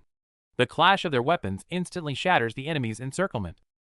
With a burst of golden light, our guy overwhelmingly crushes the A-rank villain into the ground, coldly declaring that they picked the wrong place to cause trouble. With the attack suppressed, Seo-jun thanks the arriving task force captain. The captain praises his efforts, reminding him to collect the hefty bounty for defeating the villains. Hearing this, our boy who did all the heavy lifting in the shadows keeps a straight face, but is dying inside, regretting he didn't hand over his bank account number first. Meanwhile, survivors on the other side know exactly who the real savior is. But before they can even catch their breath, a massive explosion in the distance shatters the peace again. Over on another front, fire genius Era fiercely defends her classmate. But the white-haired villain standing before her remains completely unscathed, finding this fight utterly boring. Looking at the exhausted Era, the villain sneers, mercilessly mocking her so-called genius strength. It seems the real nightmare has just begun. What started as simple training quickly turns into a nightmare when terrorists and monsters ambush them. To protect her friends, Era summons her high-tier magic and takes the frontline.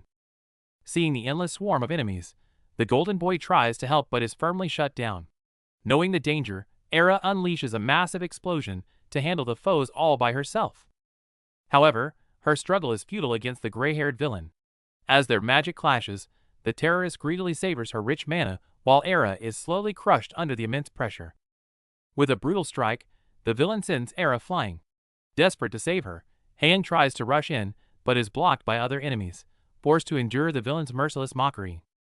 Just as all hope fades, the golden boy's hidden power erupts. A blinding blue energy blasts the villain away, leaving him terrified by the terrifying, unhealable magic. But the shock quickly turns into ecstatic laughter. Realizing he has found the child of prophecy their organization wants dead, the villain readies a fatal blow to end the boy.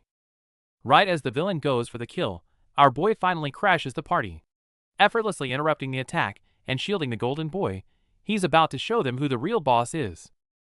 Facing the villain's desperate final strike, our boy casually deploys a magic shield, deflecting the attack and sending the enemy flying. Before the enemy can even hit the ground, our boy summons a blinding magic circle, blasting the villain with an overwhelming surge of mana. "I've got more experience than I look." With a casual remark, our boy fires a deadly energy blast. Knowing he's doomed, the villain desperately tries to take someone down with him. The dying villain lunges at the child of prophecy like a mad dog, but our boy is faster. Moving like blue lightning, he intercepts and completely obliterates the threat. As the villain crumbles to dust, the system chimes in with rewards. Defeating a B-rank boss not only earns our boy a massive payout, but also marks the end of this academy crisis. With the battle finally over, our boy looks at his battered companions lying in the rubble. He silently thanks them for fighting hard and staying alive. Afterward, the news crowns the surviving students as heroes. Reading the reports from her hospital bed, Era can only laugh bitterly at the irony, while a clueless Haeyoung continues to fuss over her. In the hospital room, a recovering Era looks at Haeyoung in confusion. She wonders why Haeyoung didn't just run away, considering they weren't even that close. Haeyoung smiles and explains that someone once reached out to her when she was helpless. She wants to pass on that courage, gently advising Era to accept help sometimes. However, the word help strikes a nerve. Tragic memories of fire, betrayal, and losing her family instantly flood back into Era's mind. Driven by painful memories, Era stubbornly insists she doesn't need anyone's help. Helpless, Haeyoung reminds her that if Seonwoo hadn't saved them, they'd both be dead. Era is completely in disbelief hearing the underachiever Seonwoo's name. Right on cue, our boy pops his head through the door and smoothly joins the conversation. After checking on them, our boy hands over a bank card. He offers Era the 5 million won bounty, claiming he just delivered the finishing blow after she did all the work. But Era's strong pride won't allow it. She refuses the card, stating it's too embarrassing to take money earned with someone else's help, letting the other two split the reward. In the hospital room, Era quietly thanks our boy. Leaving the prideful genius to rest, Seonwoo wonders if his plan to recruit her was a bit too rushed. Suddenly, a system alert pops up. Era's interest in him has increased. Seonwoo smiles, realizing her cold attitude earlier was just her trying to hide her embarrassment. Meanwhile, Era is lost in thought. She knows Seonwoo's excuse about suddenly awakening his power is a blatant lie, considering how terrifying the monster was before she passed out. Why would someone so strong play the fool? Era's imagination runs wild, and she concludes that Seonwoo must be hiding his true power to seek revenge against the terrorists who destroyed his family. At the same time, the naive Yoon Haeyoung completely buys Seonwoo's cover story. She eagerly agrees to keep his newly awakened power a secret, so he can train in peace without drawing attention. Seonwoo is deeply satisfied. Not only did he fool her perfectly, but her new positive attitude means she'll be a crucial ally in the future war against the Abyss. Just as our guy feels proud of his master plan, Haeyoung nervously tugs at his sleeve. Seeing her blush and ask if he protected her out of romantic interest, Seonwoo realizes he might have just sparked a massive misunderstanding. In the hospital room, Haeyoung recalls our boy's constant care and shyly asks if he has a crush on her. This direct question instantly makes our boy break out in a cold sweat. To prevent further misunderstanding, our boy earnestly explains he only values her potential. Hearing this purely practical answer, Haeyoung sighs in relief, though the atmosphere turns slightly awkward. Facing our boy's teasing question, Haeyoung frantically waves her hands to hide her embarrassment. Blushing hard, she mentally reminds herself never to overthink things with this clueless guy again. To change the subject, Haeyoung generously hands over 7.5 million won for future training. Seeing this massive sum, our boy instantly turns into a dedicated mentor, thrilled by his wealthy disciple. Just as our guy eagerly plans the next training, another transfer for 15 million pops up. Seeing everyone rushing to throw money at him, our boy is utterly overwhelmed by this happy problem. Riding high on his midterm success, our boy proudly steps into the elite special class he could only dream of in his past life. A brand new challenge is about to unfold. As the special training class begins, the academy's top-ranked prodigies gather. Seeing these familiar faces, our boy knows the real show is about to start. Stepping into the classroom, Seonwoo quietly calculates his next move. Infiltrating this elite circle is key to interfering with the main plot and saving the world. But an arrogant blonde bully immediately targets him. Flaunting his rank, he mocks Seonwoo for not belonging at their table and aggressively tries to kick him out. Before Seonwoo even reacts, top student Era coldly steps in. She ruthlessly roasts the bully with pure facts, pointing out who's really dragging the class average down. Humiliated and furious, the blonde guy snaps and charges forward. But as he grabs our guy, he's completely stunned by the supposed loser's terrifying grip strength. Just as tensions peak, a figure suddenly flashes in. With a ruthless punch, the newcomer sends the shouting bully smashing into the shattered floor, silencing the entire room. Looking at the mysterious agent drawing his sword, a satisfied smile creeps onto Seonwoo's face. Everything is playing out exactly like the original plot. The task force instructor has arrived. Because the recent terrorist attack was full of suspicious details, the association concluded there's an insider. They immediately dispatched their elite task force agent, Young Hyun-soo, to go undercover. Tasked with finding the mole, Hyun-soo makes a high-profile entrance as the special class instructor. The arrival of this hardcore agent immediately causes quite a stir among the students. Not wasting any time, the new instructor gets straight to business. He announces that their next combat mission will be a field reconnaissance in a cleared dungeon area. Facing the instructor's blatant intimidation, our boy remains completely unfazed. He knows this is just a probing tactic, and the real insider is far too cunning to make a move right now. Instead of playing detective, our guy has more important things in mind. His top priority is ensuring the original protagonist secures the S-rank artifact, while secretly supporting the genius girl Seoyun. With the instructor's command, the students are told to pair up. Our boy confidently assumes that his mere presence won't change the original team formations of the timeline. But reality hits him fast. Listening to the final list, a drop of nervous sweat rolls down his face. He actually got grouped with the top-ranked ice genius. As soon as the teams are announced, our boy gets paired with the genius Choi Seoyun. But instead of being thrilled, his annoyed reaction makes the other guys insanely jealous. Used to being the center of attention, Seoyun keeps her cool on the outside. But secretly, she's completely baffled as to why this guy seems so bothered by her presence. The other guys are practically tearing their hair out in pure envy. After all, being alone with the heir of a great magic family is a dream come true. While everyone else is busy being jealous, a few dangerous goons lurking in the crowd lock their sights on our boy. It seems this training won't be peaceful. Meanwhile, Era can't help but feel a bit salty about our guy's recent track record. Going from dead last to constantly teaming up with top-tier girls has made him the ultimate gossip target. Hearing the system repeatedly chime that Seoyun is curious about him, our boy just feels a chill down his spine. This is exactly the kind of attention he doesn't want. To shake off the awkward tension, he quickly suggests checking out the path ahead. Seoyun follows with a sweet smile, secretly vowing not to let him have his way. Seeing Seoyun's overly sweet and seemingly innocent smile, our boy breaks into a cold sweat. He knows better than anyone just how cunning she really is. According to the original plot, Seoyun should be obsessed with recruiting the true protagonist right now. Our boy quickly devises a plan to use himself as bait, steering the broken storyline back on track. To outsiders, Choi Seoyun seems to have it all, boasting a perfect life with unmatched talent and beauty. But only she knows that this so-called perfection is just a facade, worn to meet her family's crushing expectations. Treated like a puppet with her entire life designed by her father, she has finally found a real goal to pursue in this special class. Suddenly, an unexpected ambush breaks the silence. Our boy instantly senses the danger and unleashes his magic to protect his companion. It turns out to be an ambush set by that arrogant blonde kid.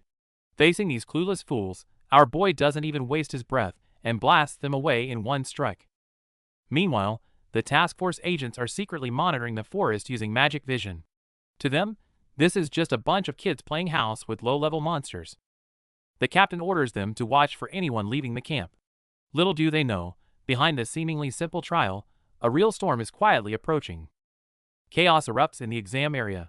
The arrogant blonde, Park In-hwan, goes completely out of control, indiscriminately attacking everyone. Even the genius Choi Seoyun struggles to hold off his relentless barrage. Meanwhile, the task force instructors outside notice the barrier's destruction. Realizing the students are in grave danger, they immediately split up and rush to the scene. Back on the battlefield, just as the defense line is about to crumble, a brilliant blue light tears through the flames. Our boy Jin Sun-woo can't watch this anymore and forcefully intervenes. In his past life, Sun-woo stood by and watched this bully's misdeeds because he was just an extra. But now, facing this throwaway villain who is begging for a beatdown, he decides to settle all scores. With just a wave of his hand, Sun-woo's sharp magic blades instantly send all the blonde's lackeys flying. Enraged by the humiliation, the furious blonde roars and charges at him. However, blind rage means nothing against absolute power. Sun-woo counters with a flawless combo, leaving zero time to react, and completely crushes the arrogant bully under his heel. Gathering an overwhelmingly oppressive energy orb in his hand, Sun-woo coldly asks for one reason to spare him. Terrified by the true threat of death, the once proud bully immediately drops to his knees begging. Dropping his weak facade, our boy conjures a terrifying orb of magic and grabs the arrogant bully by the hair. The cold-blooded threat instantly shatters In-hwan's ego, sending him running for his life. As soon as the bully is out of sight, our boy drops the ruthless act and catches his breath. The intimidating persona was all just a show to turn this unfortunate guy into the perfect bait. Panicking and running wildly, In-hwan's suspicious behavior immediately catches the task force agent's eye. The poor bully barely escapes our boy, only to be relentlessly chased down by a deadly agent. With the diversion a complete success, our boy regroups with the twin-tailed genius, Choi Seoyun. Having witnessed him easily handle a top-ranked senior, her perspective on him shifts, triggering a system prompt that her interest has increased. Seoyun admits she used to think he was just a desperate attention seeker, but now realizes he's a completely different person. our boy playfully brushes off her questions, keeping his easygoing facade intact. Their peaceful break doesn't last long. With a violent tremor, a massive, energy-infused rock monster suddenly erupts from the earth, cutting their chat short. The real battle is just beginning. Just as the team struggles against a giant serpent, a blinding blast of light magic strikes from out of nowhere, completely obliterating the monster's attack. Recognizing the iconic holy light, our boy smirks.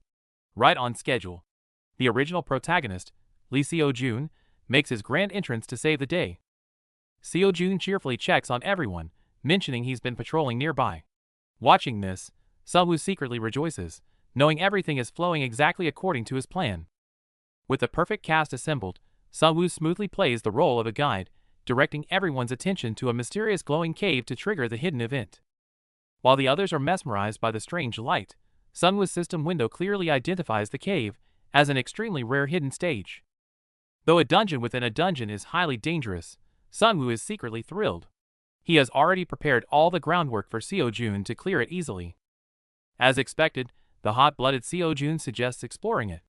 To maintain his cowardly extra persona, Sung-woo immediately refuses, though they eventually step into the mystical waters anyway. However, the atmosphere inside is chillingly eerie.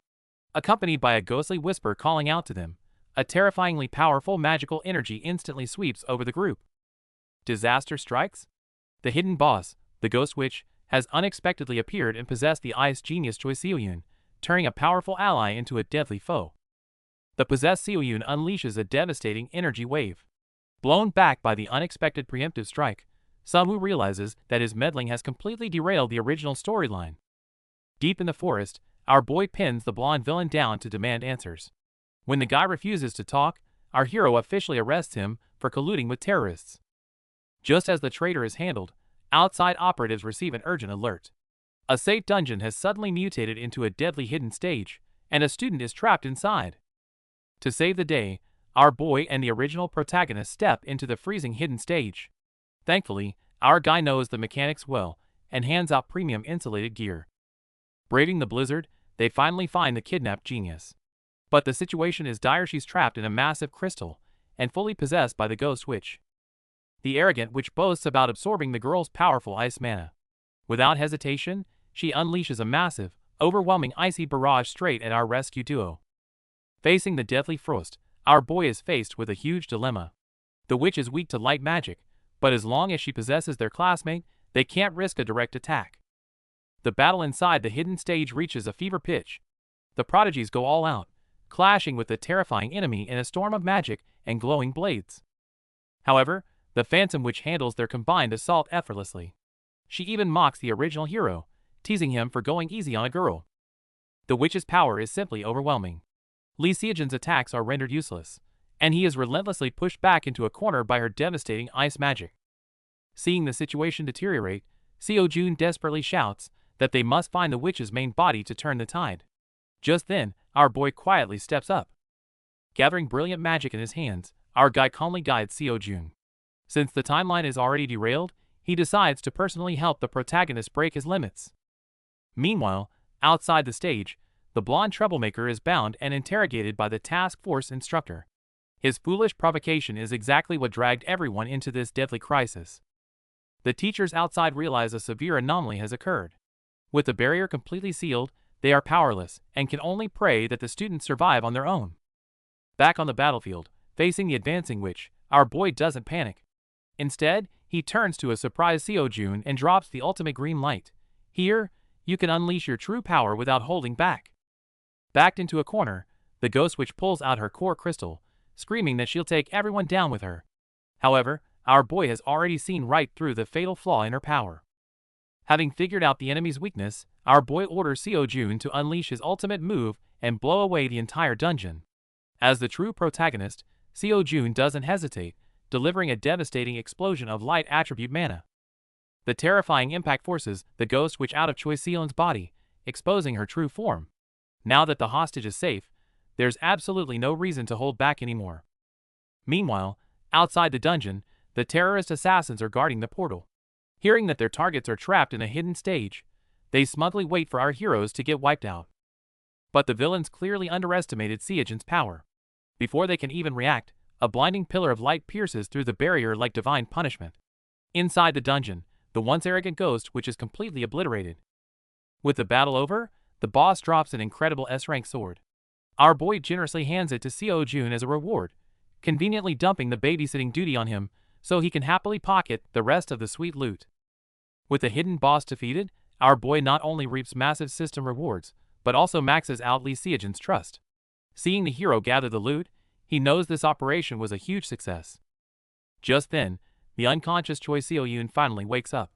Facing the confused senior, our boy smoothly gives all the credit for her rescue to Lee Seo-jun, perfectly setting up their bond from the original story. Right after pointing out the exit, a completely drained Lee Seo-jun collapses. Our boy and Seo-yun quickly support the exhausted hero, walking shoulder to shoulder into the portal of victory. Exactly as our boy planned, the news of clearing the hidden stage shocks the world. Armed with the legendary Blue Moon Blade, Lee Seo-jun makes headlines everywhere, becoming the absolute center of global attention. As for the annoying blonde Park In-won, his fate is sealed.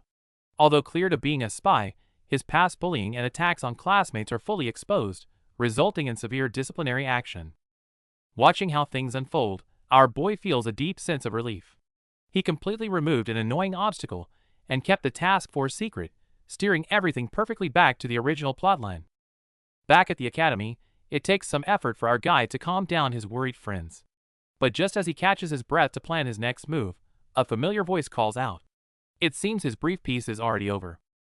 Caught off guard by Choi Seo-yun's gratitude, our boy panics when she hints that he defeated the ghost witch.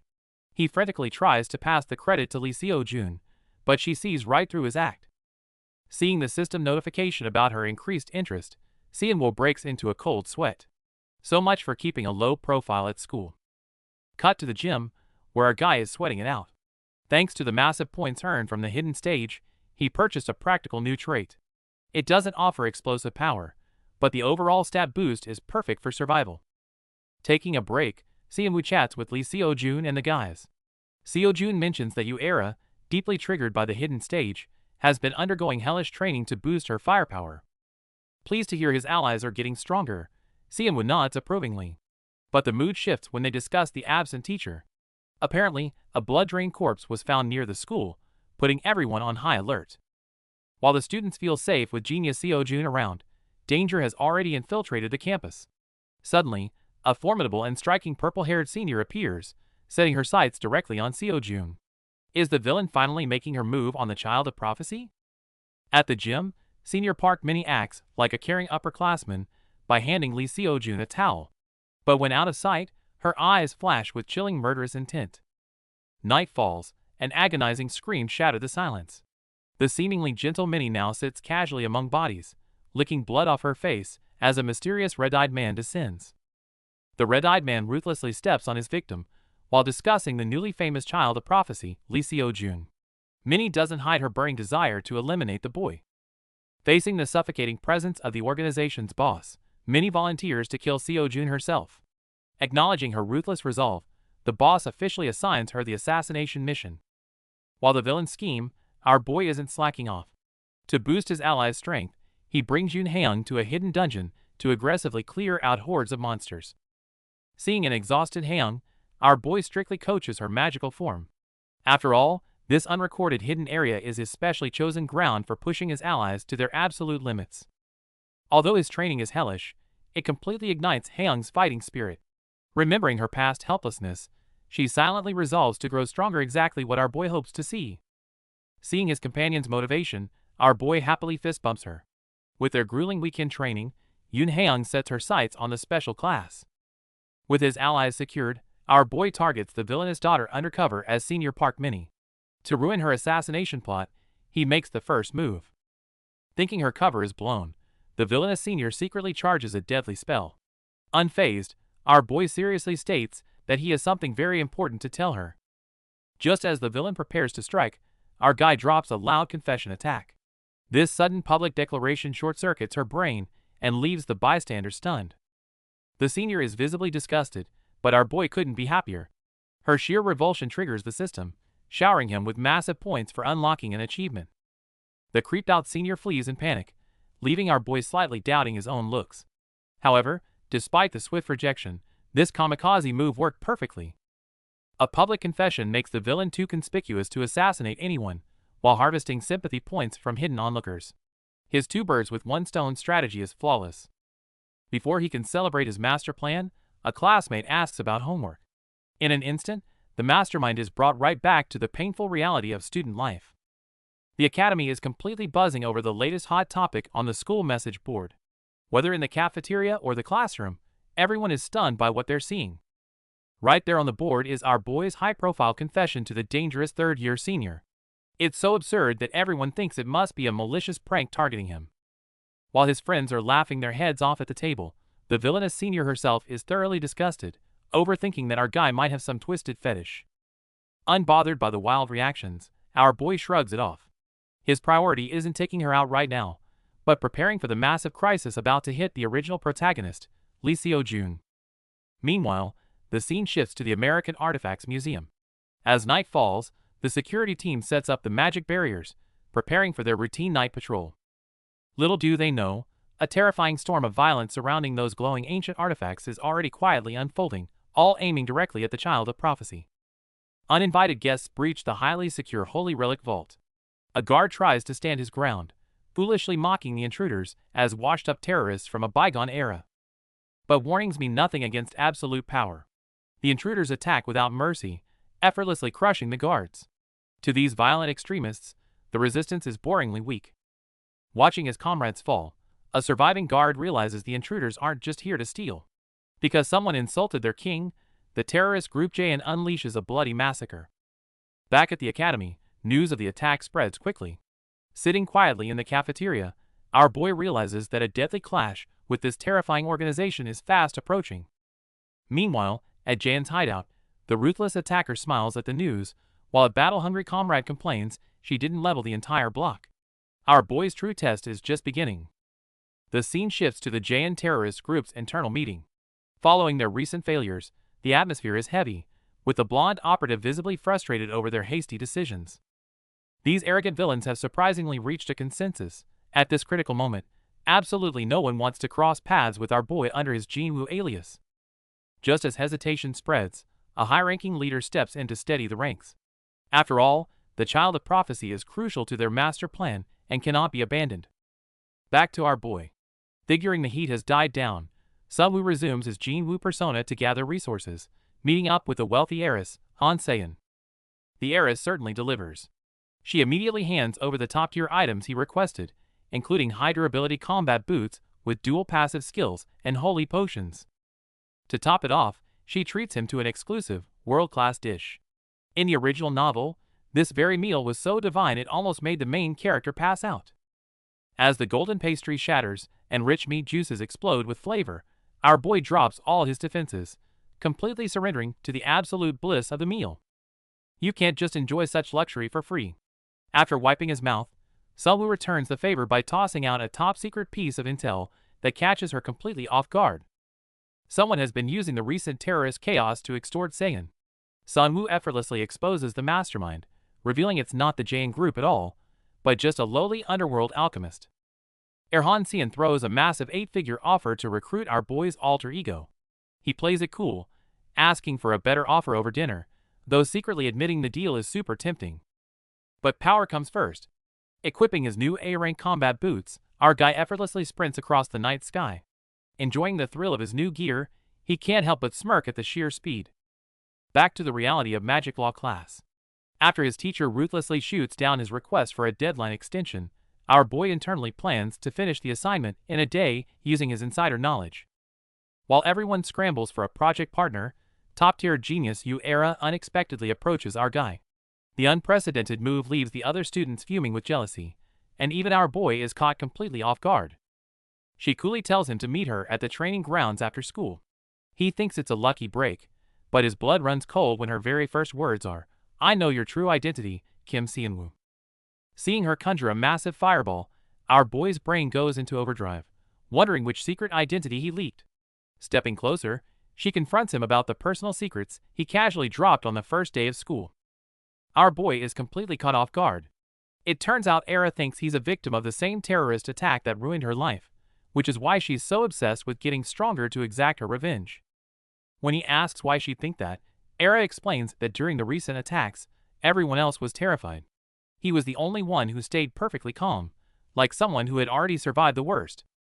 Before he can point out they aren't strong enough to fight back yet, Era grabs his arm, her eyes full of raw emotion. Seeing her pain, our guy realizes he just stepped on a massive landmine.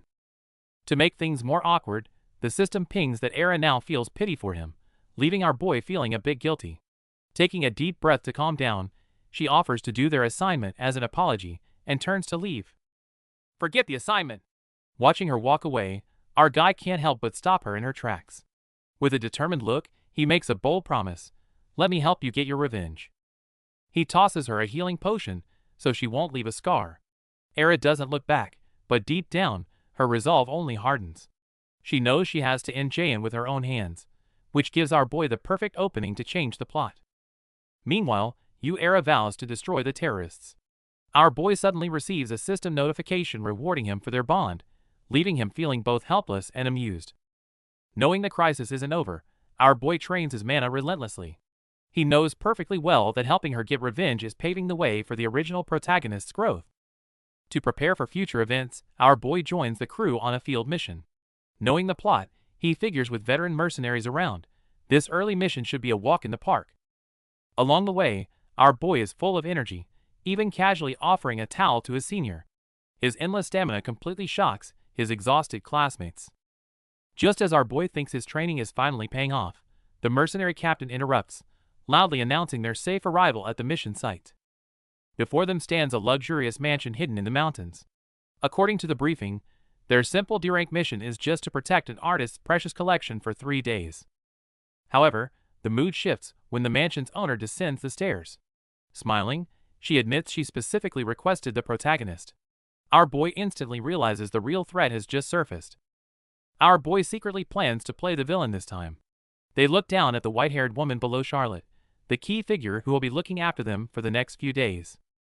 Meanwhile, the dangerous Jaein organization gathers for dinner.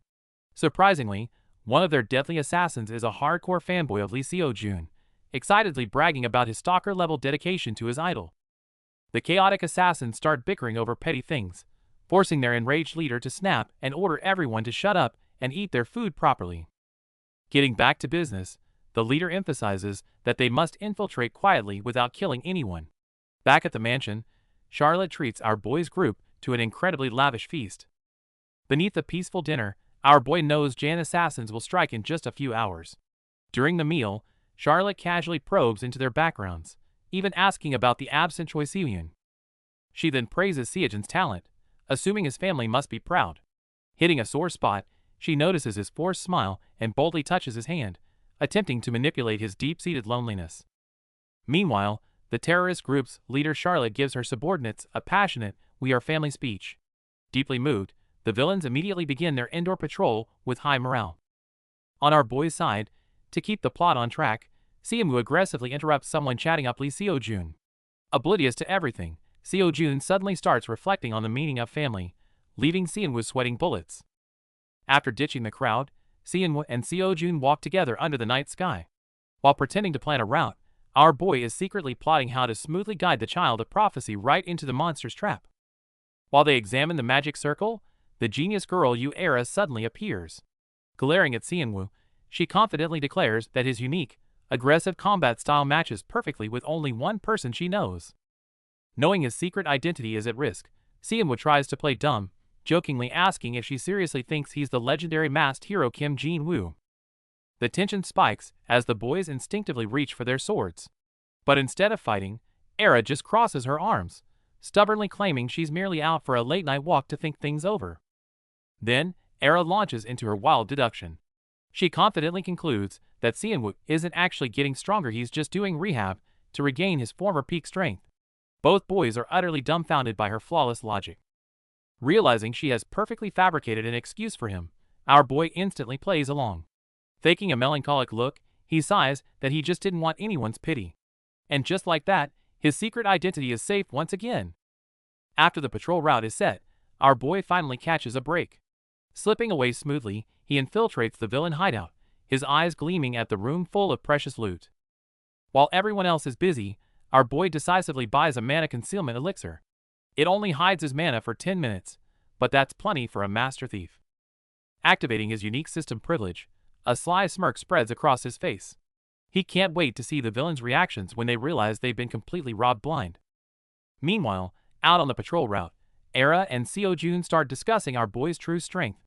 Seeing Era so confident, Seojun is genuinely curious about her evaluation. However, Era drastically underestimates him, completely baffling Seojun. Having witnessed our boy's flawless mana control, Seojun knows his extreme precision requires far more than just raw power. Right as they chat, a familiar figure suddenly appears in the darkness. Upon closer look, it's their senior, Park Minnie, who seems to have just finished a late-night workout. Back at the vault, our boy is racing to decode the complex magic formulas. To avoid alerting hidden enemies, he carefully relies on the elixir to mask his presence. As brilliant blue light flares up, he places his hands firmly on the magic circle. As long as he doesn't fully trigger the alarm, he can quietly sweep the vault clean, but the real danger is just beginning. Our boy smoothly infiltrates the villain's secret vault. Faced with the tricky security magic, he activates his unique system privilege, easily dismantling the defenses. Now, it's time to loot. While our guy is busy looting, things take a dark turn outside. The mercenary guards are just chatting about their pay, completely unaware that death has already placed a hand on their shoulders. Assassins from the terrifying main organization drop in out of nowhere. With overwhelming power, they instantly slaughter the unlucky mercenaries before they can even scream. As the ruthless massacre unfolds, a senior student is nearly killed. Just in time, the original protagonist Lee Seo-jun charges into the fray, heroically clashing blades to save her life. Unfazed by the resistance, the white-haired leader of the terrorist group unleashes a massive, abyss-like purple energy rift. The sheer gap in power leaves the survivors in absolute despair. In the blink of an eye, the heavily guarded Black Flame mercenaries are completely wiped out. The bloody aftermath proves this area has truly turned into a living hell. Learning that an S-rank monster is involved, the group barricaded inside braces for the worst. Meanwhile, observing from the shadows, how will our boy turn this deadly situation around? While enemies lurk in the shadows targeting Seo-jun, our boy's teammates are panicking. They throw off his blanket only to realize he has completely vanished. While everyone searches frantically, our boy is busy looting the enemy's vault. Watching his subspace pocket fill up, he casually swipes every rare item in sight. Fully loaded with loot, he happily opens a portal to sneak back to his room, already calculating the next moves of the mysterious third party. But the moment he steps through, he completely freezes. A blood-soaked assassin from the highly dangerous main organization is standing right there. The real storm has just begun.